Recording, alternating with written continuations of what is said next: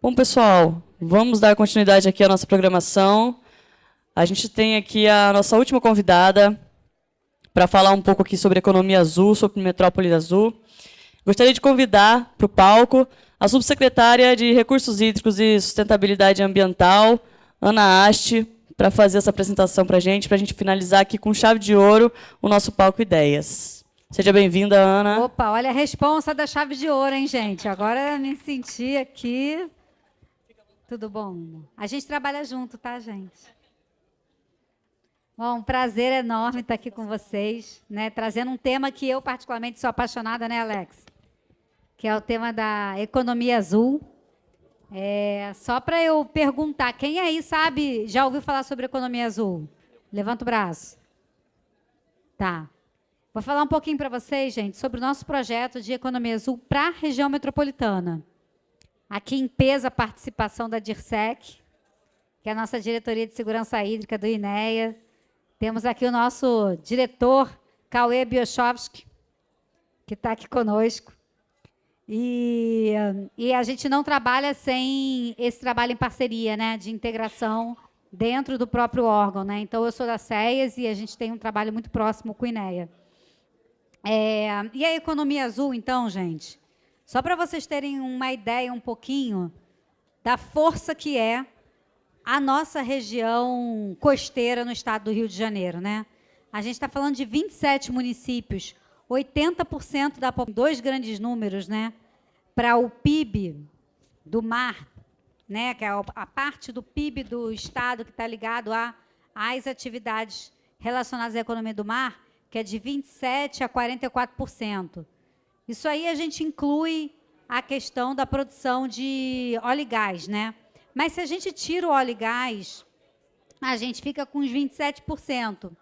E esses 27% está distribuído entre turismo, transporte aquaviário, portos, navegação, esporte e lazer, bioeconomia, né? Agora o Estado está começando a desenvolver cada vez mais forte a questão da produção de algas para biofertilizantes. Então, tem toda uma nova indústria aí de bioeconomia surgindo. E o que é interessante disso é que, por mais que a maior representação do PIB na economia do mar venha do óleo e gás, não é o óleo e gás o principal empregador. Quem é que aqui sabe qual é o principal gerador de emprego e renda, setor principal gerador de emprego e renda na economia do mar ou na economia azul no estado do Rio de Janeiro? Quem chuta?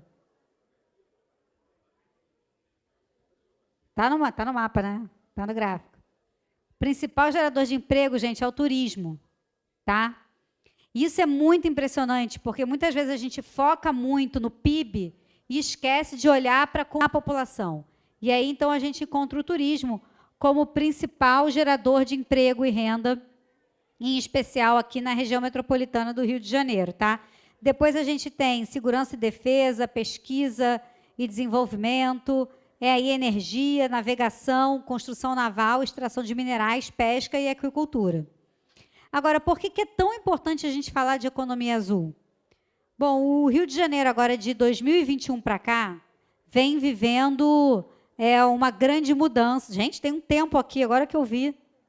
Vem vivendo uma grande mudança que é proporcionada, né, pela concessão do saneamento. A gente está aqui na ABS, né, num evento sobre saneamento, e a concessão do saneamento é esse processo, enfim, de muita coragem, posso dizer assim, porque foi muita briga para a gente conseguir fazer a concessão do saneamento. A gente tem aí pelo menos 30 anos de atraso, né?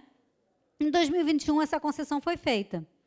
E já de cara, a gente já vê melhoria na qualidade ambiental, né? A gente tem aqui o Cauê Biochovski, que é o nosso responsável por controlar... Olha aí, dá um oi para todo mundo aí, Cauê. Cauê, gente, olha só, ele é quem faz o controle. Vocês querem saber se a praia está balneável ou não? Vocês ligam para a casa do Cauê, tá? Porque ele está diariamente... ou no site do INEA também, quem não quiser ligar para a casa dele. Mas, assim, ele está diariamente com a equipe dele, a turma que está aqui, fazendo esse controle de balneabilidade das praias. E a gente está tendo resultados incríveis, né? desde o início aí da concessão de saneamento. Hoje, praias que não eram balneáveis há 14 anos, passando a ser balneáveis, né, como Praia do Flamengo, que virou o Caribe Carioca, Praia de Botafogo, Praia em Paquetá, Praia da Glória, Prainha da Glória. Esses são lugares que a gente já há quase 15 anos não acessava mais, né, e voltaram a ser balneáveis. E isso gera para a gente essa possibilidade aí, né, a gente alcançando a universalização do saneamento, a gente vai ter uma outra qualidade ambiental da Baía de Guanabara. E aí a gente vai ter mais possibilidades de desenvolver empreendimentos e negócios azuis. Quando eu chamo de empreendimentos e negócios azuis, é porque tem o viés da economia azul, que é o viés da sustentabilidade. De nada adianta a gente fazer todo esse esforço e continuar tendo negócios e empreendimentos que continuam poluindo os rios e a Baía de Guanabara. Então, a gente precisa dar essa virada da economia azul, que é toda baseada na sustentabilidade, né? Então, novos negócios que vão surgir, especialmente aqui.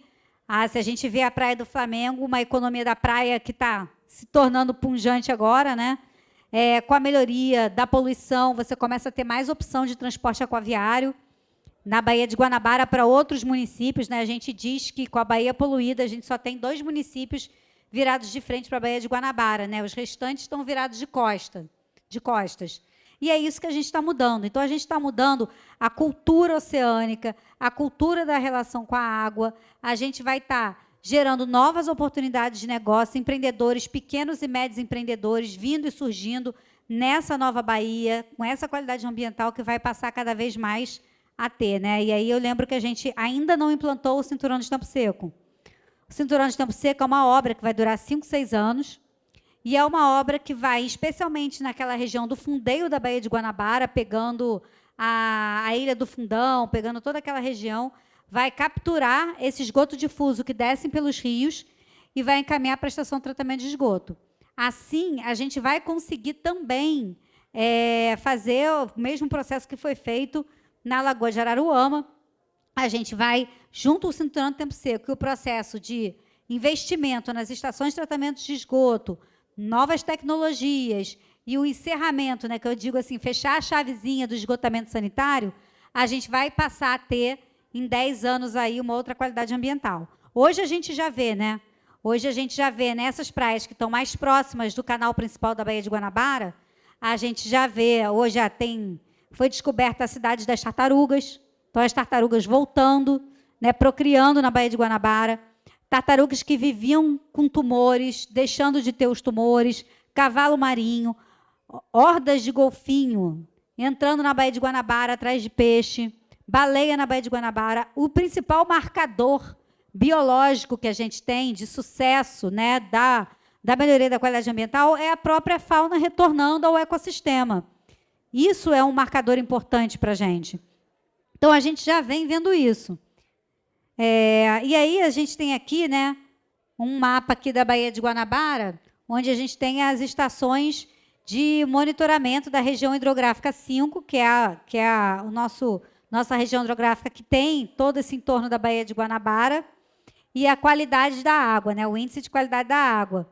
E aí a gente pode ver um trabalho que a nossa equipe aqui tem um estudo do PNUD, falando sobre essa elevação do nível do mar.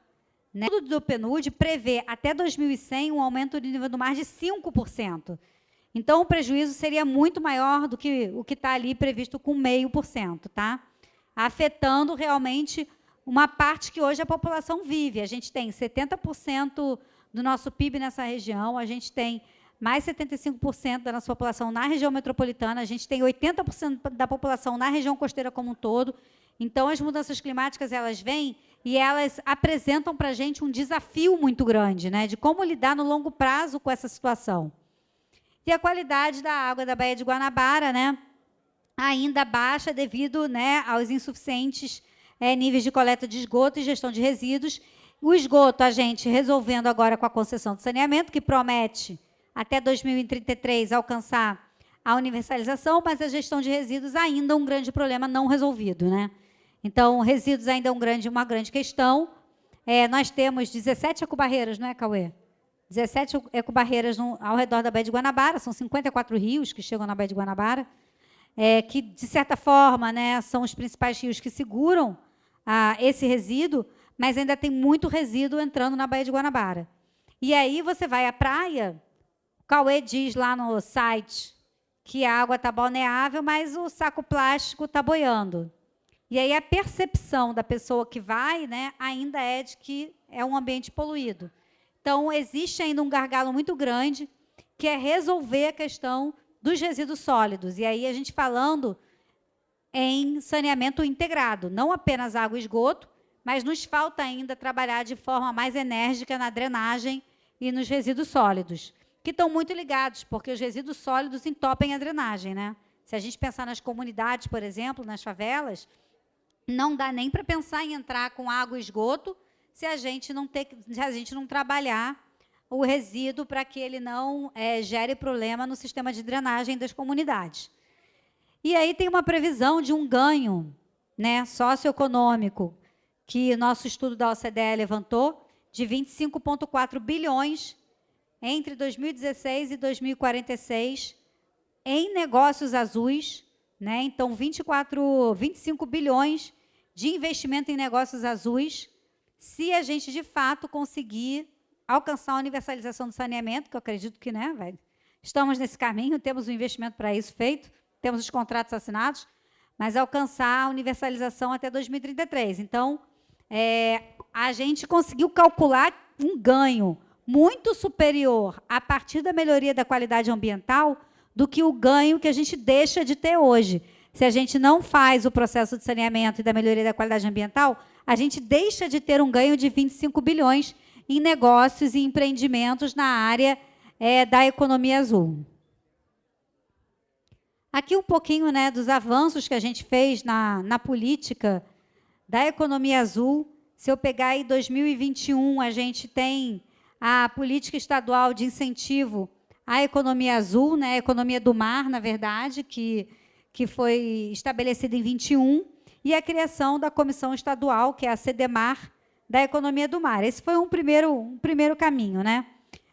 Depois, a gente desenvolveu o Programa Estratégico do Estado de Economia do Mar com desenvolvimento territorial, e aí nasce o primeiro plano, o primeiro projeto que a gente desenvolve na Secretaria, muito baseado nesse movimento que já veio, né, de impulsionar a economia do mar, que é o Blue Rio. O Blue Rio é um programa capitaneado pelo Alex, que está ali. Dá um oi aí, Alex.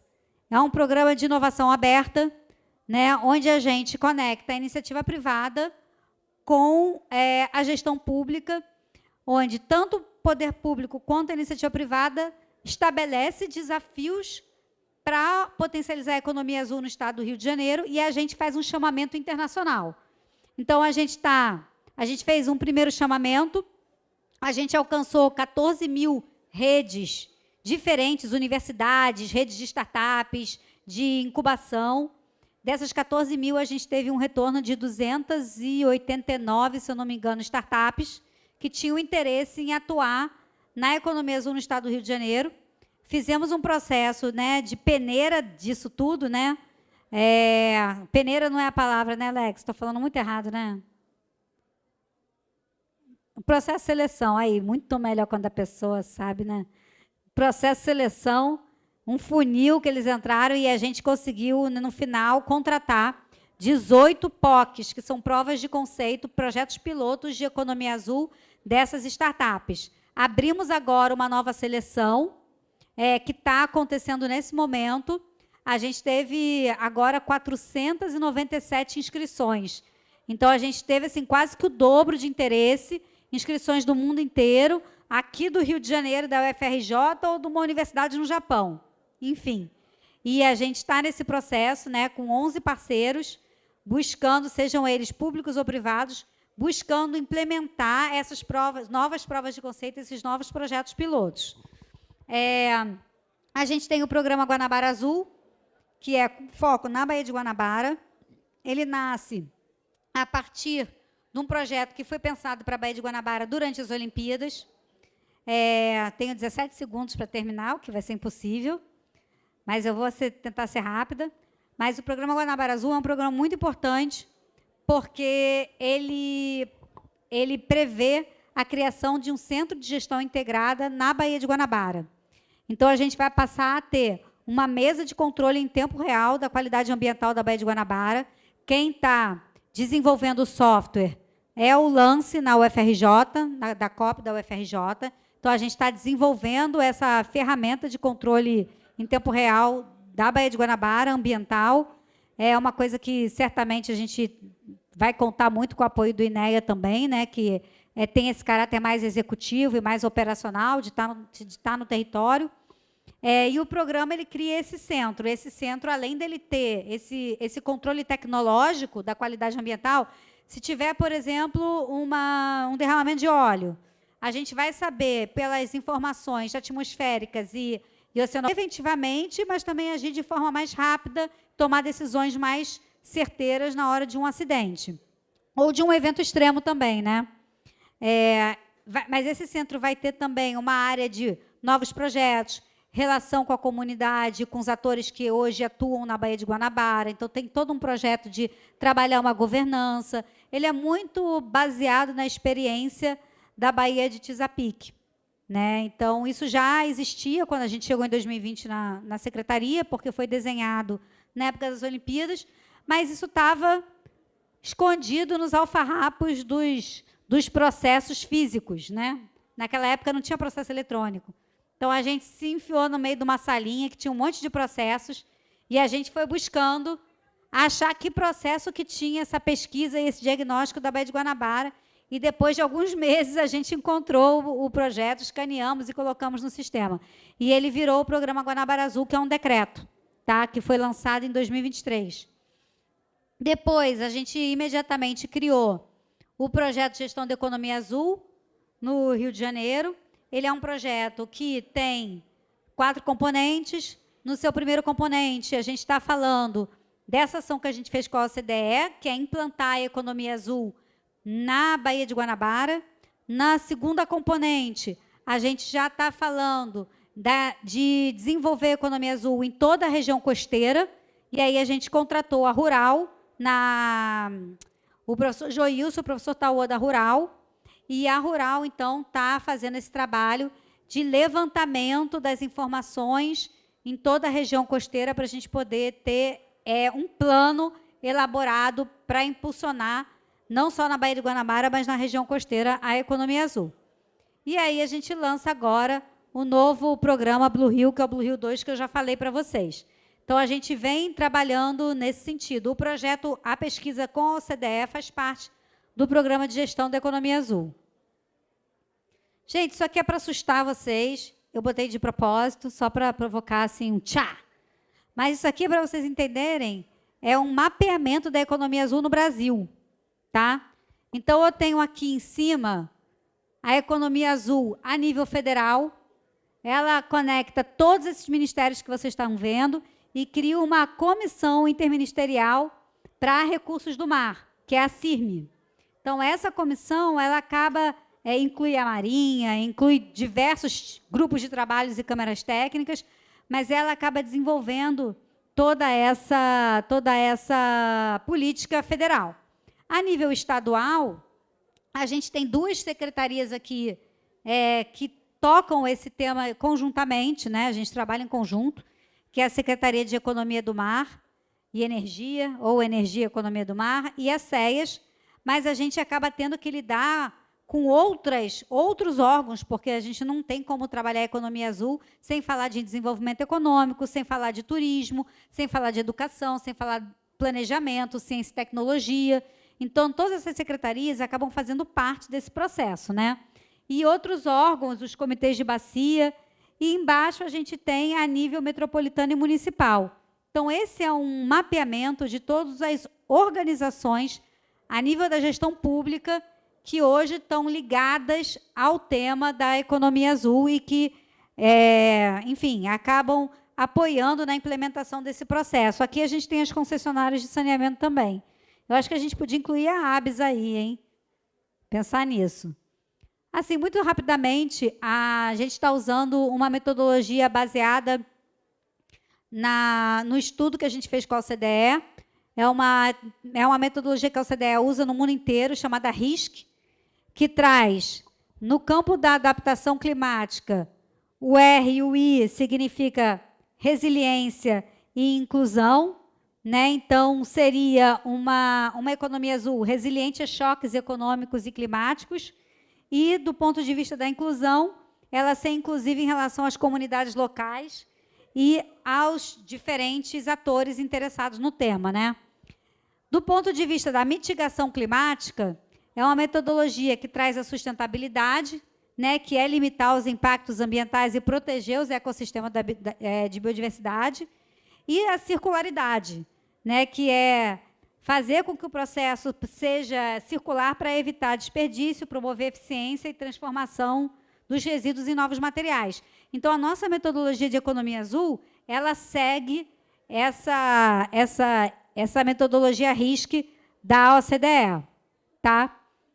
As principais lacunas, eu não vou ter tempo de entrar sobre isso, porque meu timing is up, mas elas são especialmente na área de formulação de políticas, coerência entre políticas e implementação dessas políticas, né?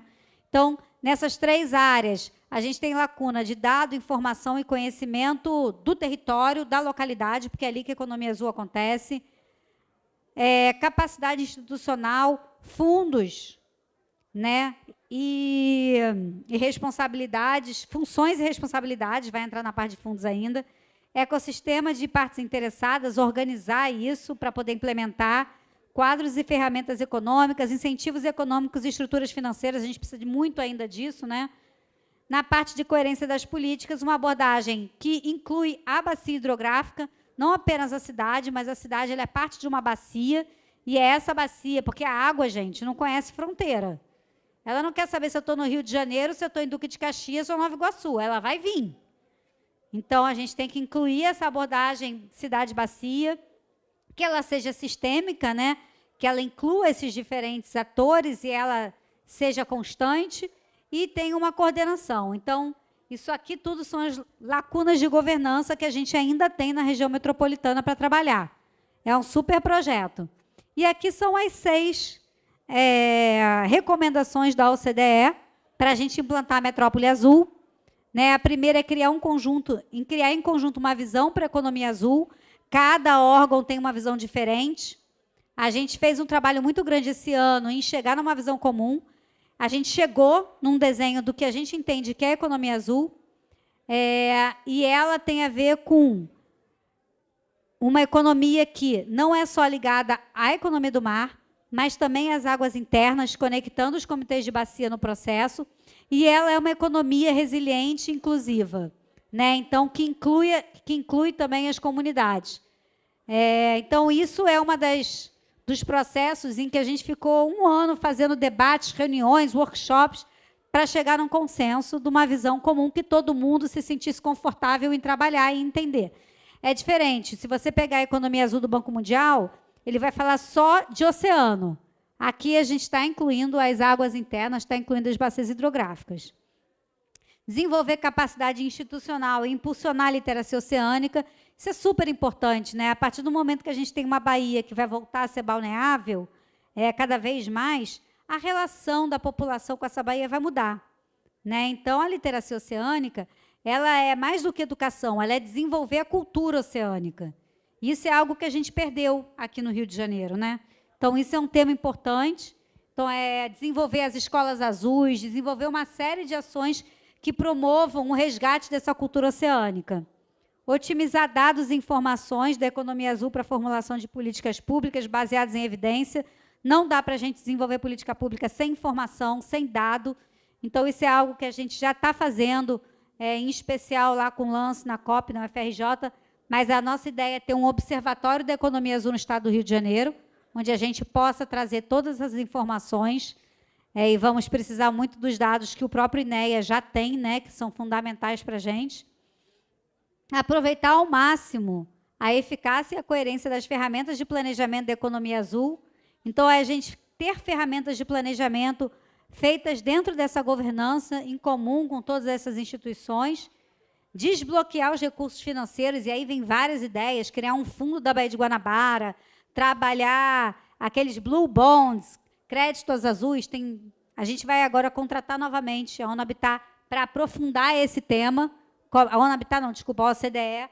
Como é que a gente cria novos recursos e ferramentas financeiras e reforçar o ecossistema das partes interessadas da economia azul, que é a sua governança, né? Se alguém quiser baixar, esse é o primeiro estudo da Metrópole Azul, tá? Se alguém quiser baixar, é só puxar ali no link, tem em português e tem em inglês. Então, o QR Code está disponível. Ele saiu agora, ano passado, então as informações estão super atuais. E é a base, né, que mostra esses, em profundidade, em detalhes, quais são as ações para cada recomendação. Quais são as ações, quais são as metas e quais são as melhores práticas que hoje já existem no mundo, que são desenvolvidas, que a gente pode usar também para poder, enfim, utilizar como base aqui para o Rio de Janeiro. E é isso, gente. Obrigada. Time's up aqui para mim. O negócio aqui está em inglês, é muito chique. E meu tempo acabou já tem muito tempo. Eu agradeço a paciência de todos vocês, viu? Mas não dava para parar na metade. Obrigada. Eu sou a última, né? Não atrapalhei ninguém, né? Não, perfeito. Então tá ótimo. Obrigada, gente. Um abraço.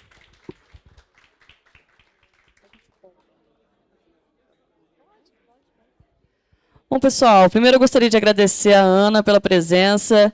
Muito importante para a gente falar aqui na ABS de economia azul, que é um tema que a gente quer trazer para perto do setor de saneamento. A gente já encontrou essa relação, a gente sabe que essa relação é forte. Então, a gente tem na economia azul mais uma força para a universalização do saneamento. Então, trazer esse tema para o Saneia Rio foi muito importante. Você trouxe também no seu painel, né? A gente viu ali dessa oportunidade. Então, muito obrigada, Ana, pela aula. E a gente tem espaço para uma pergunta. Alguém tem alguma pergunta para fazer? Não? Então, sem perguntas. Alex, faça uma pergunta, então.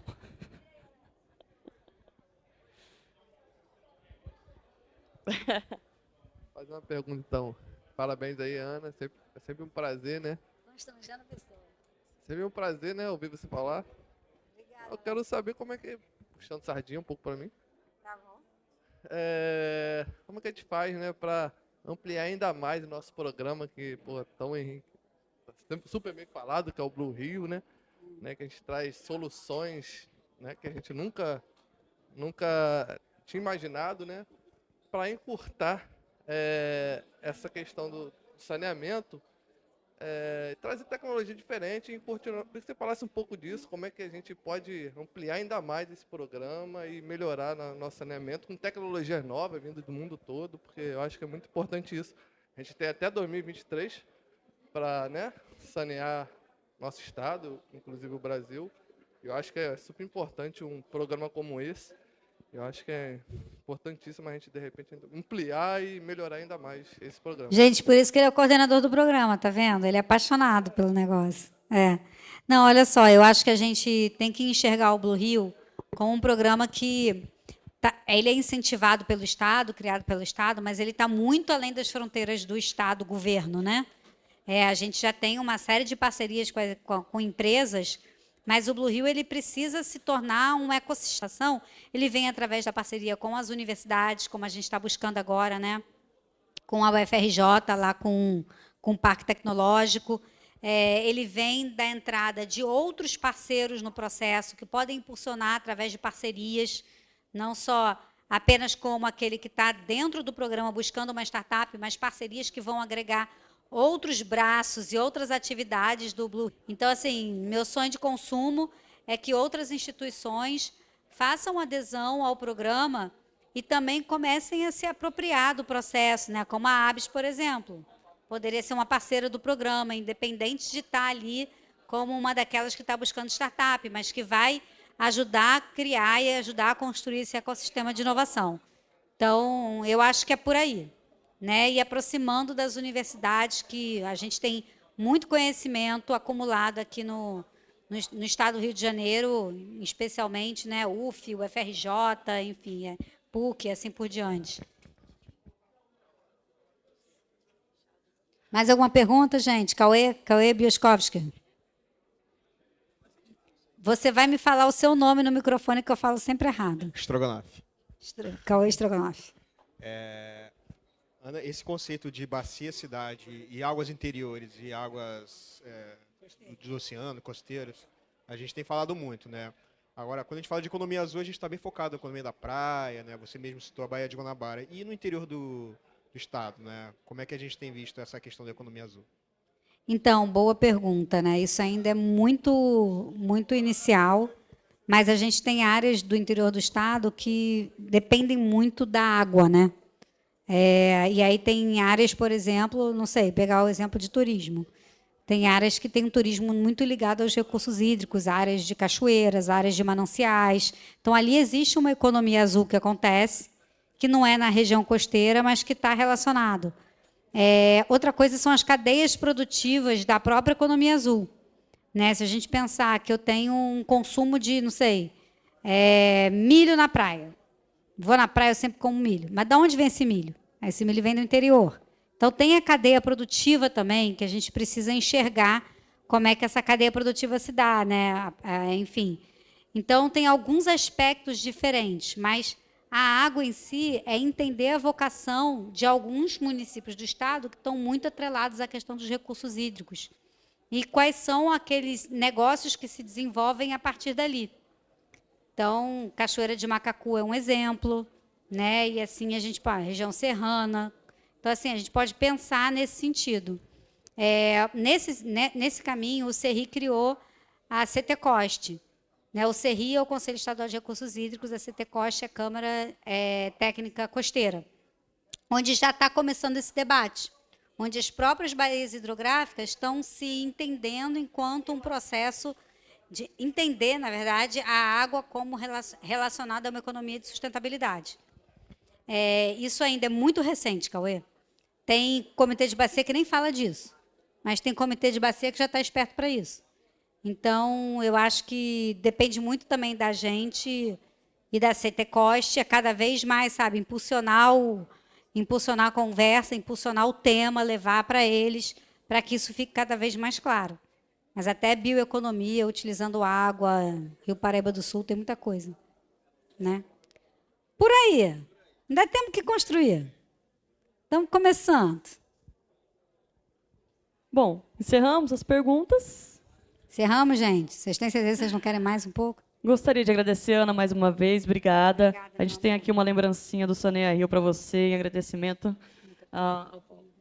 Obrigada pela presença.